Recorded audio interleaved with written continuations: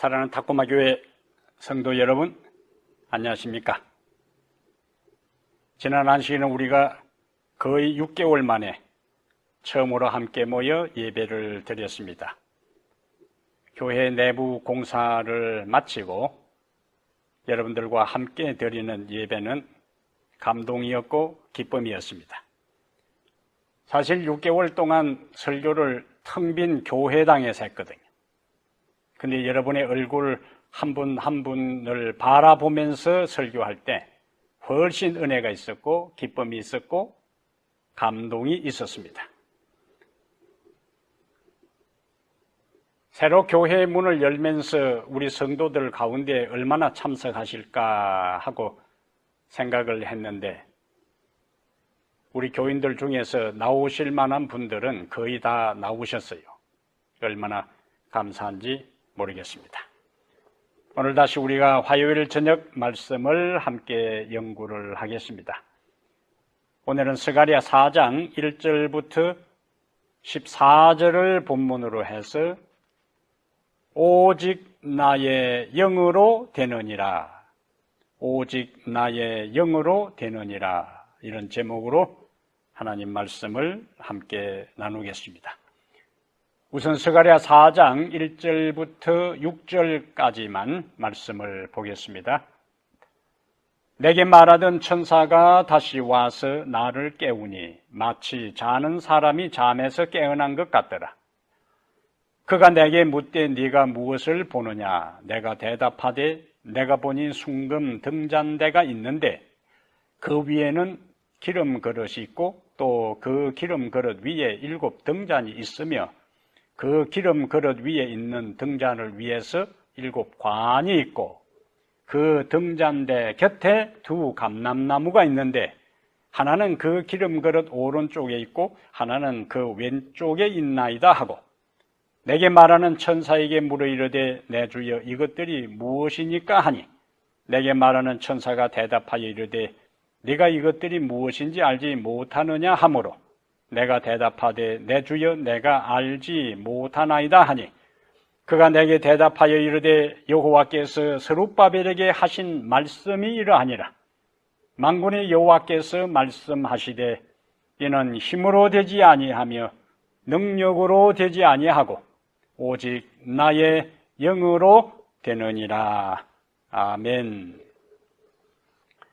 6절까지 말씀을 읽었지만은 14절까지 전체를 살펴보겠습니다. 오늘 본문에서 하나님께서 스가랴에게 숭금 등잔대와 2 감람나무 환상을 보여주셨어요. 2절, 3절에 자세하게 소개가 되어 있습니다. 우선 전체 내용을 이해하려면은 2절과 3절에 나오는 숭금 등잔대, 황금 촛대와 그 다음에 빛을 비추는 것이 무엇을 의미하는가? 기름, 그 다음에 2 감람나무, 이것이 의미하는 바를 먼저 코드의 의미를 알고 본문의 메시지를 우리가 살펴보겠어요. 숭금 등잔대, 다시 말하자면 황금 촛대는 어둠의 세상에 하나님과 그분의 품성과 복음의 진리를 비추어야 할 하나님의 백성들을 상징합니다.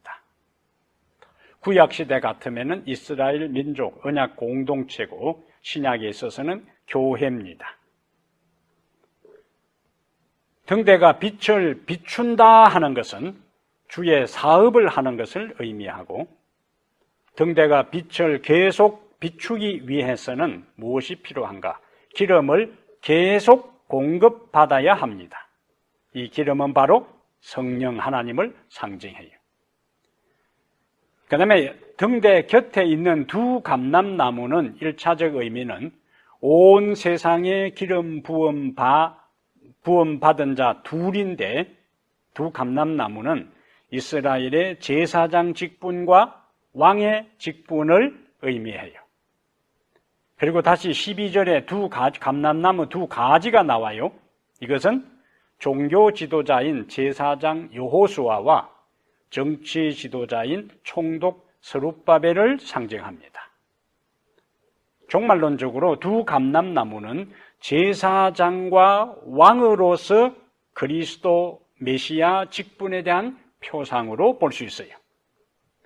예수님은 그의 백성들인 등대에 계속적으로 성령의 기름을 공급하는 하나님의 기름 부음을 받은 메시아이기 때문에 그렇습니다. 그러면 스가랴 4장에서는 어떤 메시지를 우리에게 주시는가? 7절, 8절이요. 스가랴 4장 7절, 8절에 7절부터 9절에 주의 사업은 반드시 장애물이 있어도 완성된다. 주의 사업은 장애물이 있어도 반드시 성취된다, 이루어진다, 달성된다. 바벨론에서 돌아온 유대인들은 바로 성전 재건 사업을 시작을 했어요. 그런데 오늘 본문 7절에, 스가랴 4장 7절에 큰 산이 나오지요. 큰 산이 그들을 가로막았어요. 이 큰 산은 하나님의 성전 건축을 방해하는 모든 어려움과 안팎의 장애물을 상징하고 있습니다. 백성들은 돌아오자마자 성전 재건 사업을 시작을 했는데 외적인 방해가, 외적인 반대를 그들은 바로 맞아요. 예사랴 3장과 4장에 이스라엘 백성들이 외적으로 받은 방해와 장애물을 볼 수가 있습니다. 예사랴 3장 한번 보겠습니다. 예사랴 3장에 이스라엘 백성들이 돌아와서 성전을 건축할 때에 나타난 방해를 이렇게 기록하고 있습니다. 우선 그들이 예사랴 3장 8절에 성전 건축 사업을 시작한 것을 성경은 이렇게 설명하고 있어요. 예루살렘에 있는 하나님의 성전에 이른 지 2년 둘째 달에 스알디엘의 아들 스룹바벨과 요사닥의 아들 예수아와 다른 형제 제사장들과 레위 사람들과 무릇 사로잡혔다가 예루살렘에 돌아온 자들이 공사를 시작하고, 어떤 공사지요? 성전을 재건하는 그 공사를 시작한 거예요. 그런데 공사가 시작하자마자 방해도 시작되었어요. 그것이 4장입니다.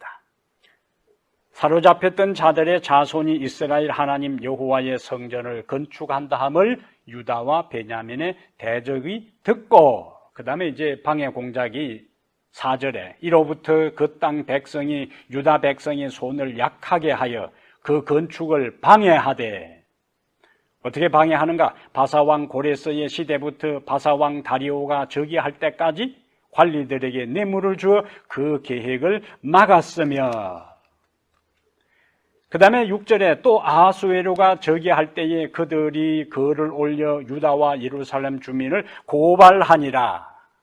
그 결과로 예사랴 4장 21절에 이제 너희는 명령을 전하여 그 사람들에게 공사를 거치게 하여 그 성을 건축하지 못하게 하고 내가 다시 조서 내리기를 기다리라. 드디어 왕이 성전 건축 중단 명령을 내립니다.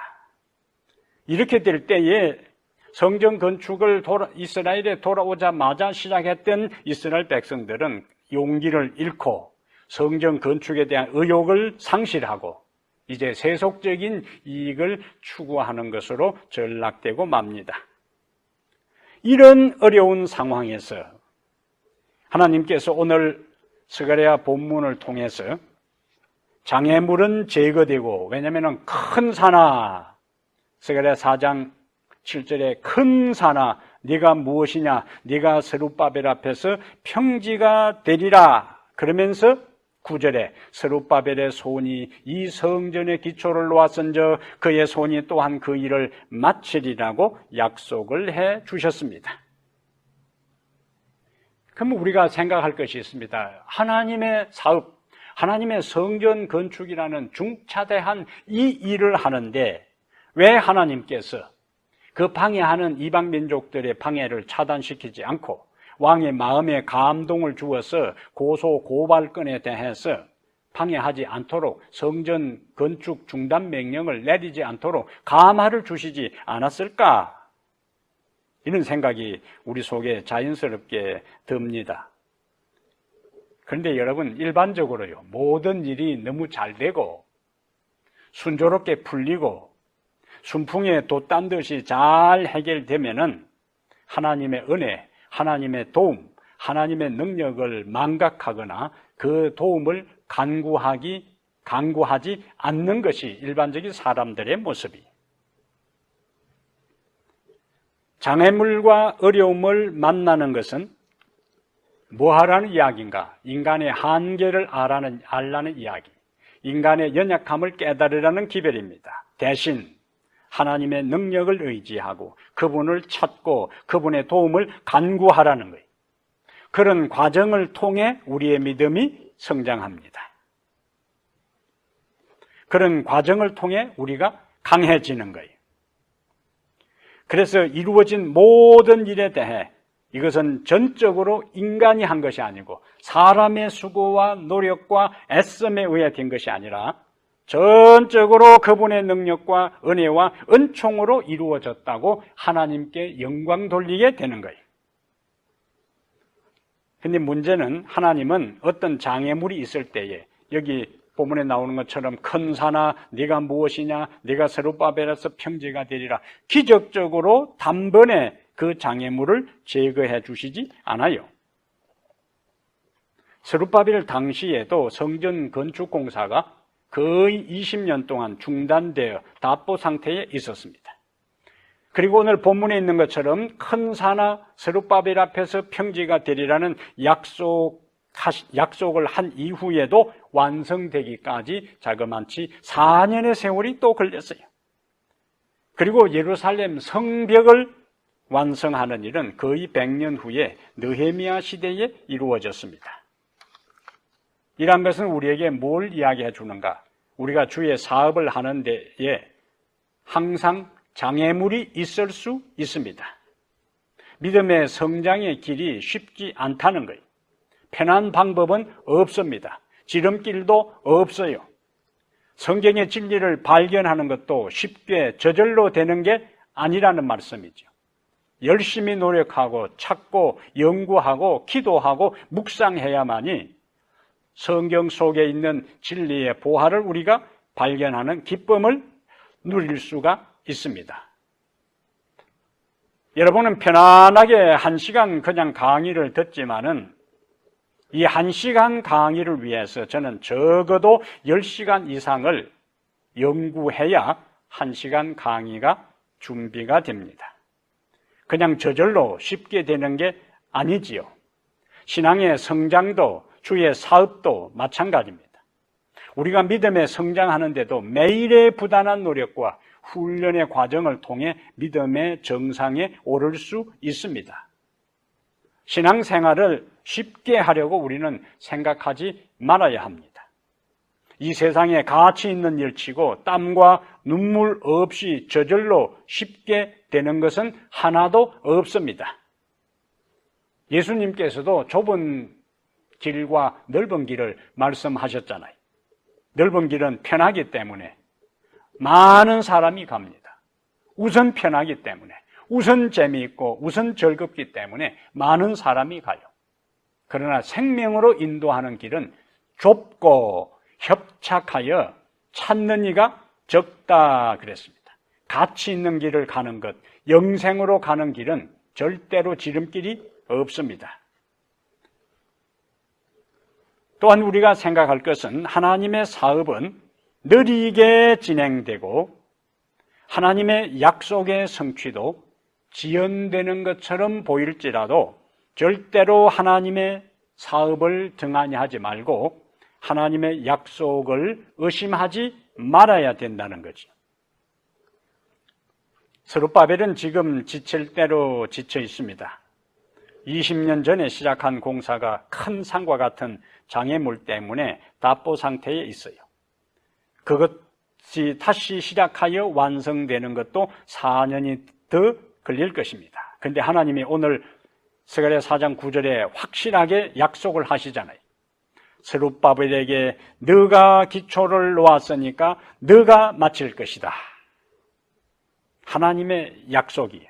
그런데 그 약속 후에 얼마의 시간이 걸렸는가? 4년이 지나서야 비로소 성전 건축이 완공됩니다. 하나님께서 아브라함에게 나타나셔서 그를 통하여 많은 민족의 아버지가 되고 그를 통하여 많은 민족이 복을 받을 것이라고 약속하셨어요.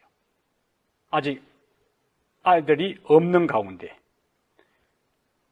아마 아브라함이 이 이야기를 하나님께로부터 듣고 난 다음에 사라하고 의논을 했을 거예요. 내년 이맘때쯤 되면은 아기가 태어날 테니까 나는 유아용 침대를 준비해야 되겠고 당신은 태어날 아기 옷을 준비해야 될 것이라고. 아브라함과 사라가 하나님의 약속이 당장 내년에 성취될 것으로 기대하고 이렇게 했다면은 그 유아용 침대나 태어날 아기가 입을 옷을 몇 년 동안 보관해야 했던가? 이삭이 태어난 것이 하나님의 약속한 지 25년 후에 일어났으니까 25년 동안 써먹지도 못하고 먼지만 뽀얗게 안고 말았을 거예요. 야곱은 고향으로 돌아오기까지 20년이 걸렸습니다. 그리고 야곱의 가족과 그 모든 형제들의 가족이 요셉의 초청으로 애굽으로 이주해서 그곳에 자그만치 400년 동안 살았어요. 다시 가나안에 들어가기까지 40년을 광야에서 보냈습니다. 바벨론에 70년 동안 가 있었어요.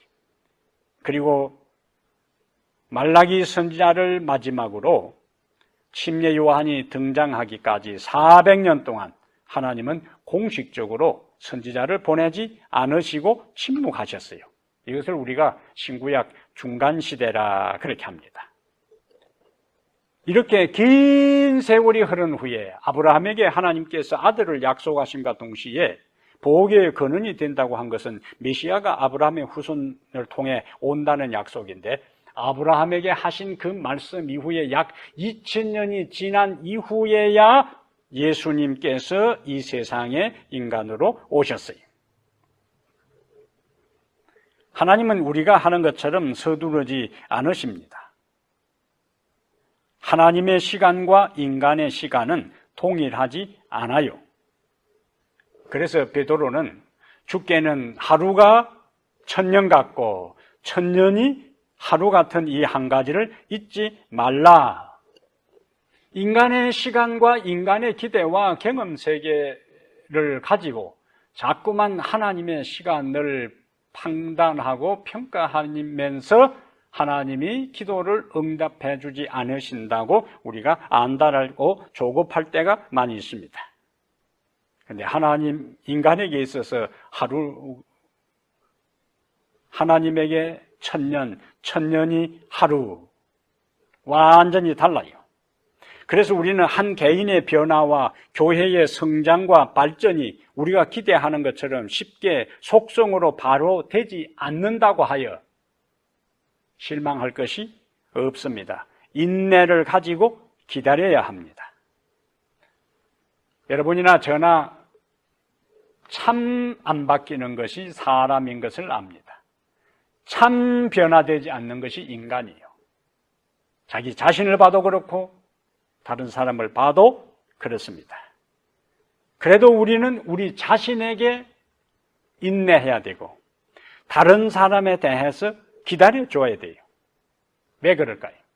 왜 우리 자신에 대해 인내하고 다른 사람에 대해서 인내하고 기다려주고 참아야 되죠? 하나님이 우리들 개인에 대해서 뭐 하셔요? 인내하셔요. 기다려주십니다.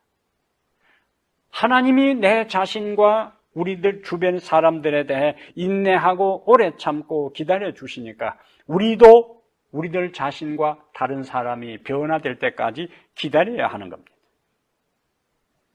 그래야 마음의 여유를 가질 수가 있어요. 따져보면요, 교회에 완전한 사람이 있습니까? 교회만큼 온갖 사람들이 다 있는 집단이 이 세상에 어디에 있겠어요? 교회는 병원과 같습니다. 건강한 사람이 모이는 곳이 아니고 자기가 죄인인 것을 아는 죄인들의 집합소가 교회예요. 그래서 많은 일들이 일어납니다.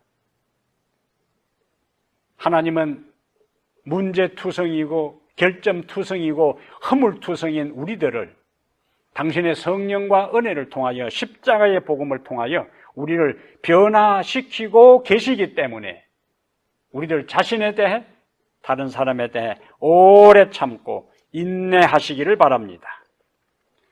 하나님의 일은, 하나님의 사업은 장애물이 있어도 반드시 완성됩니다. 우리들 자신을 변화시키는 일에 있어도 숱한 문제들이 우리들 개인과 다른 사람에게 있어도 하나님은 우리를 변화시켜 주시겠다고 약속하셨기 때문에 그 약속을 믿고 살아가게 되기를 바랍니다. 두 번째 본문이 우리에게 주는 메시지는 스가랴 4장 10절이요. 작은 일의 날이라고 멸시하는 자가 누구냐? 사람들이 스룹바벨의 손에 다림줄이 있음을 보고 기뻐하리라. 이 일곱은 온 세상에 두루 다니는 여호와의 눈이라 하니라. 주의 사업은 작은 것처럼 보여도 소중하다. 주의 사업은 작은 것처럼 보여도 소중하다. 에스라 3장에서요. 성전 기공식을 가졌을 때에 많은 사람들이 솔로몬 성전과 비교하며 통곡했다 그랬어요. 주로 어떤 사람들인가? 솔로몬 성전에 대한 기억을 갖고 있는 아주 나이 많은 사람들입니다. 솔로몬 성전의 화려함과 장엄함과 찬란함과 영화로운 것을 목격하고 기억에 남아있는 사람들 입장에서 폐허 더미에서 이제 성전을 건축한다고 기초돌을 놓을 때에 그들은 이전의 영광을 생각하면서 통곡한 거예요. 새롭게 시작한 것에 대해 감사하고 감개무량해서 감동을 받아 통곡한 것이 아니고 이전의 영광에 못 미치고 한찮고 초라하고 작고 왜소하고 보잘것없는 그 시작 때문에 그들은 불신에 겨워 사로잡혀서 그들이 울었던 거예요. 학개 2장 3절에서 학개 선지자는 이 사실을 지적하고 있습니다. 통곡한 사람들의 입장에서는요, 이제 기초석 하나 놓는 것을 보고 이렇게 해서 언제 마치겠노? 그거예요. 불신의 모습입니다. 초라한 시작이에요. 하나님은 그러한 사람들에게 오늘 본문 스가랴 4장 10절에서 이런 사람들의 반응을 언급하는 거예요. 작은 일의 날이라고 멸시하는 자가 누구냐? 그거예요. 통곡한 그 사람들이나 그리고 예루살렘의 이스라엘 백성들이 바벨론의 포로로 잡혀가 있는 동안에 무주공산되었을 때에 차지한 이방인들의 눈에서나 강대한 바벨론을 멸망시키고 새로운 근동제국의 패권을 차지한 페르시아 조정의 입장에서나 이스라엘 백성들이 그 유민들이 70년 포로 생활을 마치고 고국에 돌아가서 그들의 하나님께 예배드린다고 성전 건축을 시작했다. 그 시작하는 일에 대해 별 관심도 갖지 않았을 것이고 그들이 이것을 마칠 수 있을 것인가 의문을 가졌을 것이고 당시에 신문이 있었다면 결코 돌아온 이스라엘 백성들이 성전 건축을 위해 기초를 놓은 그 일은 일면 톱 기사가 되지 못했을 것입니다. 왜? 대부분의 사람들이 그것을 하찮은 일로 생각했으니까. 하나님은 스룹바벨에게 말씀하셨어요. 비록 하찮게 보이고 별 볼 일 없는 것처럼 보여도 스가랴 4장 10절에 작은 일의 날이라고 멸시하는 자가 누구냐? 사람들이 스룹바벨의 손에 다림줄이 있음을 보고 기뻐하리라.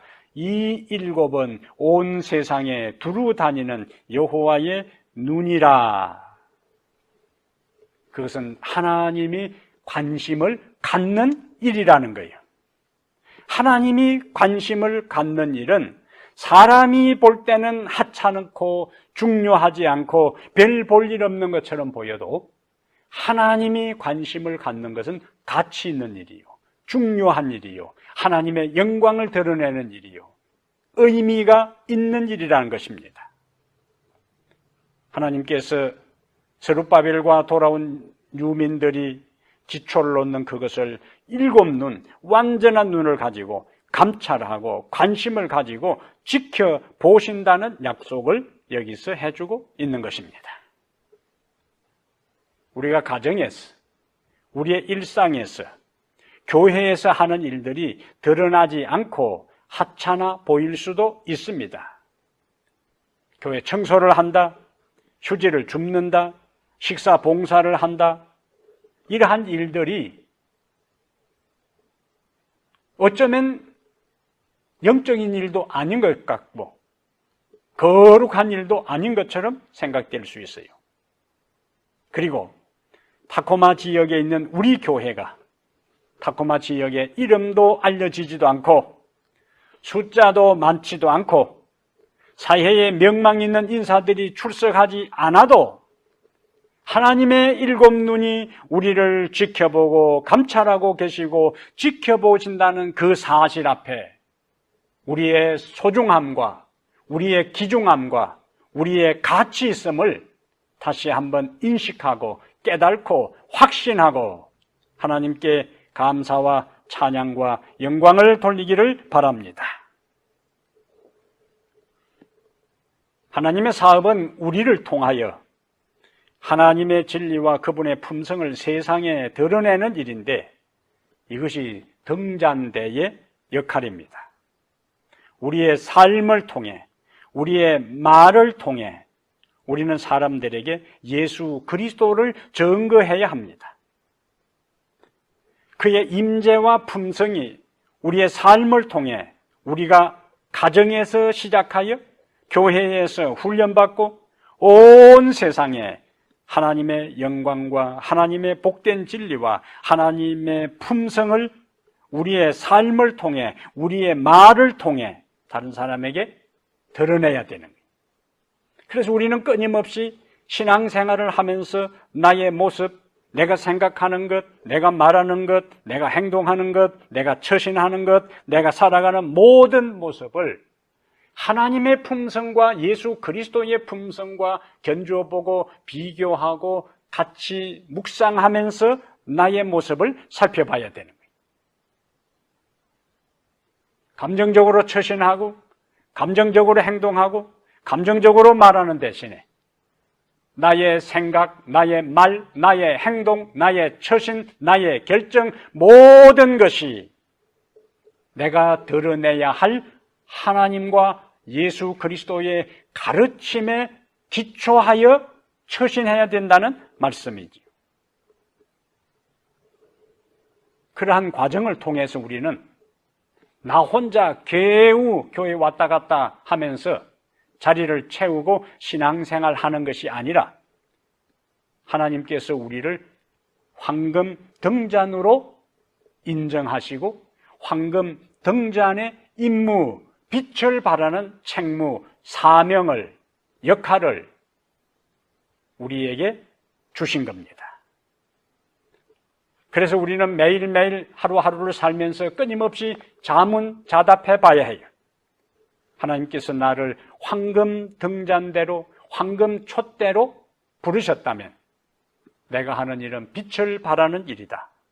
그 빛을 발하는 것은 무엇인가? 진리를 나의 말과 나의 행동과 나의 삶을 통해 드러내는 일인데 오늘 내가 이렇게 말하고 이렇게 처신하고 이렇게 행동하는 것이 하나님의 품성과 예수 그리스도를 드러내는 일인지를 점검하고 성찰하고 살펴보고 명상해야 된다는 말씀이. 그러한 과정을 통해 우리는 우리의 모습을 깨닫고 본 모습을 발견하고 다시 하나님 앞에 내 자신을 드러내며 주의 빛을 받아 새로운 어둠 속에 있는 사람들에게 주의 귀한 진리의 빛을 증거할 수가 있습니다. 그러면 그 일을 빛을 계속 발하기 위해서는 무엇이 필요한가? 그것이 오늘 스가랴 4장 6절이요. 만군의 여호와께서 말씀하시되 이는 힘으로 되지 아니하며 능력으로 되지 아니하고 오직 나의 영으로 되느니라.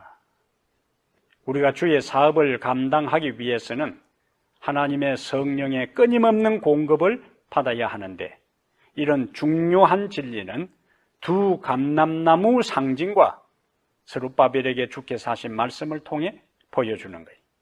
4장 14절에 두 감람나무를 이야기하면서 기름 부음 받은 자 둘로 언급된 예수 그리스도의 제사장직과 왕직에 대한 그 두 가지가 예수님에게 기름 부음을 받은 메시아인 그리스도에게 통합됩니다. 그래서 예수님께서 하늘로 가시면서 제자들에게 내가 가면 다른 보혜사를 너희에게 보낼 것이라고 약속해 주셨어요. 두 감람나무로부터 감람기름이 황금초 때에 공급되어서 그 다음에 그 황금초 때에 감람나무로부터 기름이 공급되어 빛을 발하는 이 황금 등대의 이야기는, 상징은 바로 그리스도가 우리에게 끊임없이 성령을 공급해 주므로 빛을 발할 수 있도록 해주신다는 약속을 오늘 본문을 통해 말씀하고 있습니다.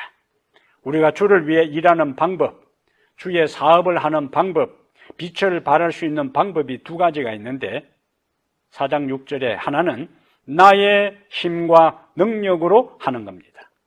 인간의 수고와 노력과 인간의 에너지, 인간의 방법, 인간의 모든 것을 통해서 하는 거예요. 우리는 사실 인간의 재능을 활용할 수 있고 그 결과도 볼 수 있습니다. 하나님께 기도하지 않고 전적으로 자기의 힘만을 가지고도 외행적으로는 그럴듯한 결과를 나타낼 수 있어요.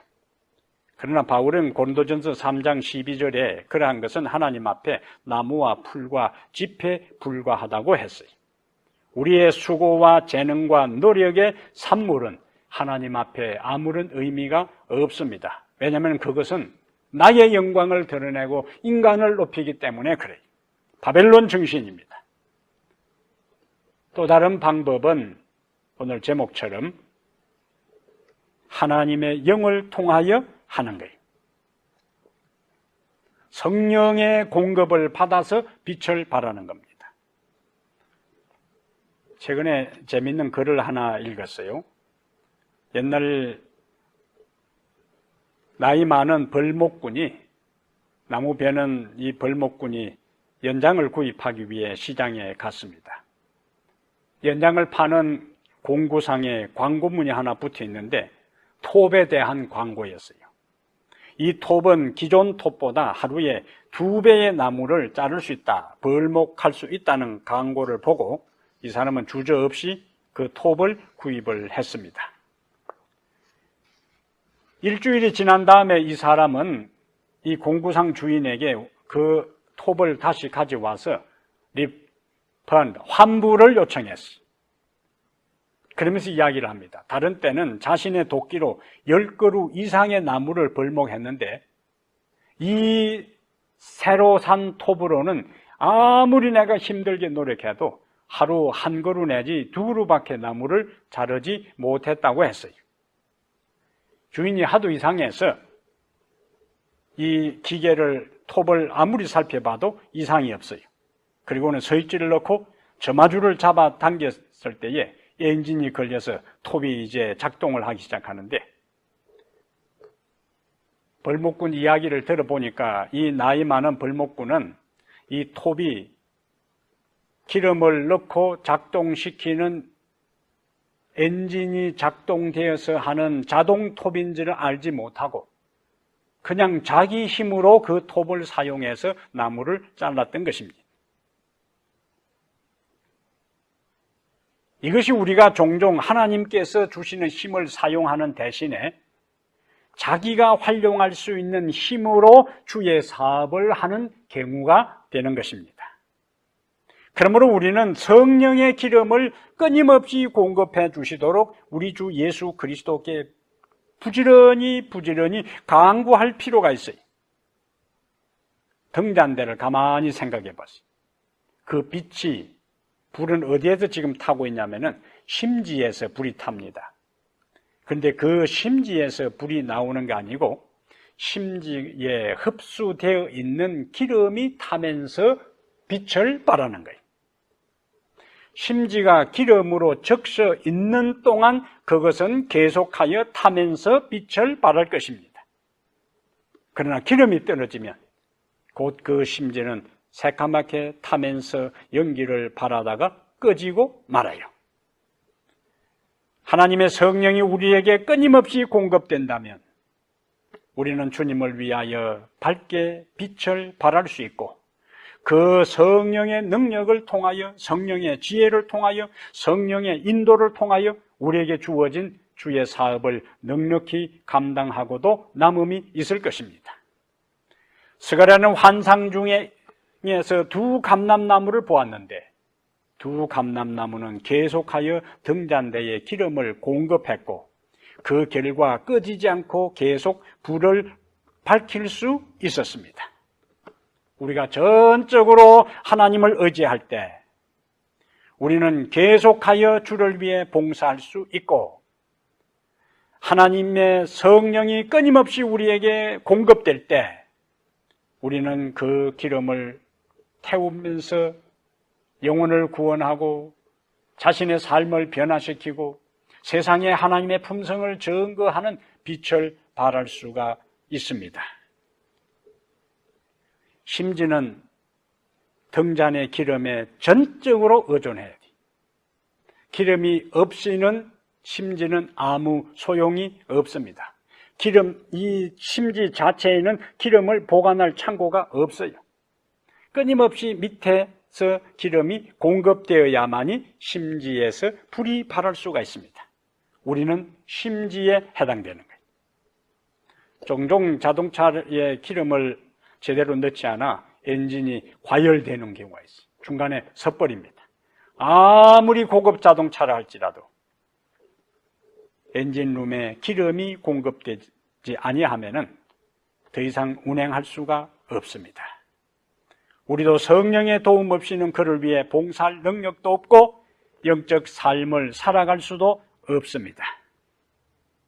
그러므로 우리는 자동차를 중간중간 검사 체크하면서 엔진 오일 뚜껑 열고 막대를 넣어서 엔진 오일이 제대로 있는지 없는지를 확인하는 그것처럼, 그 다음에 가스 오일 계기판을 계속 보면서 기름이 있는지 없는지를 보고, 이 정도 되면은 위험하구나, 가스 스테이션에 가서 기름을 넣어야 되겠구나 하고 기름을 채우고 또다시 운행하는 것처럼 자신의 영적 삶에 있어서 끊임없이 영적 게이지에 하나님의 성령이 내 안에, 내 삶에, 내 생애에 충만하게 공급되고 있는지를 살펴보고 점검해 봐야 되는 거예요. 성령의 영적 게이지가 점점점 내려가고 있다, 고갈된 것을 느낀다면 또다시 두 감람나무로 상징된 보혜사 성령을 보내주시겠다는 예수 그리스도께 성령으로 채워달라고 간구하게 되기를 바랍니다. 사랑하는 여러분, 주의 사업을 하는데 장애물이 있을 수 있습니다.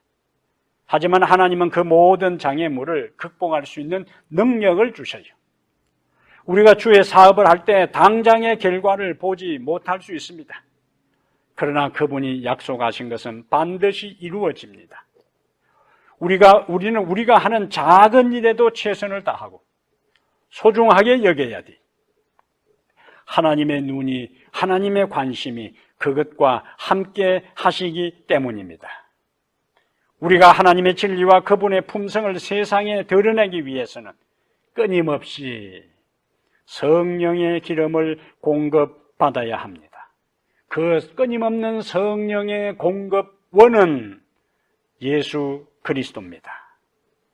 예수 그리스도로부터 성령을 끊임없이 공급받을 때 우리는 등대의 역할을 감당할 수 있습니다.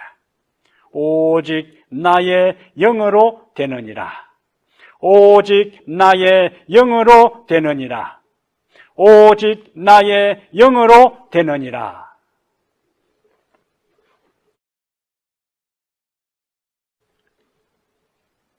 하늘에 계신 우리 하나님 아버지, 예수 그리스도를 통하여 우리에게 거룩한 성령의 기름을 끊임없이 공급해 주시겠다고 약속해 주시니 감사합니다.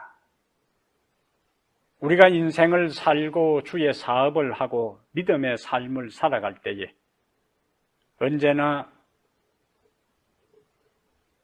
순풍에 돛단 듯이 순조로운 삶만 있는 것이 아니라 예기치 못한 돌풍을 만나기도 하고 파도를 만나기도 하고 오늘 본문에서 이야기한 것처럼 큰 산이, 태산이 우리 앞을 가로막을 때도 있습니다. 그런데 하나님, 우리 앞에 아무리 큰 산이 가로막고 있다 할지라도 하나님께서 그것을 평지로 만들어 주신다고 했사오니 믿음으로 한 단계 한 단계 포기하지 않고 전진할 때 우리의 인생의 앞을 가로막는 태산 같은 큰 산도 제거되고 사라져서 평지가 되고 마침내 하나님의 성전이 건축된 것처럼 우리의 삶에도 하나님께서 우리를 통하여 하나님의 성전된 우리의 영혼이 주의 형상으로 변화되고 주의 영광을 드러내는 영혼으로 바뀌어질 것을 저희들이 확신합니다. 감정으로 인생을 살지 않게 해 주시옵소서. 기분으로 신앙생활을 하지 않게 해 주시옵소서. 언제나 나의 말과 행동과 삶이 황금등대라는 이 존귀하고 귀중한 소중한 값진 존재임을 깨닫고 나의 말과 행동과 삶이 예수 그리스도를 증거하고 드러내고 비치게 하고 증거하는 귀한 존재로서의 책무를 넉넉히 감당하도록 축복하여 주시옵소서. 자신을 바라보면 실망스럽고 다른 사람들에게 상처를 받을 때도 있습니다. 하나님, 그러나 주님이 우리에게 인내하시고 주님이 다른 사람에게 오래 참는 것을 기억하고 주께서 우리를 스룹바벨을 통하여 성전 건축을 완성하게 하신 것처럼 성령이 우리 속에 계시는 주의 성전된 우리들이 아름다운 주의 모습으로 변화시켜 주실 것을 저희들이 확신합니다. 우리들 자신을 받아들이고 다른 사람을 받아들일 수 있도록 도와주시옵소서. 성령으로 끊임없이 공급받아 주의 사업을 이루고 우리의 품성이 변화되어 주의 영광을 드러내는 이 역할을 넉넉히 감당하게 하옵소서. 오직 우리의 구원은 오직 주의 영으로 말미암아 가능하다고, 주의 거룩한 성령으로 말미암는다고 간증할 수 있도록 날마다 성령의 게이지를 점검해서 주께 간구하고 기도하여 날마다 충만한 성령 경험하여 아버지께 영광 돌리고 빛을 끊임없이 바라는 주의 성도들 다 되게 하여 주시옵소서. 우리 주 예수님 이름으로 간절히 기도하옵나이다. 아멘.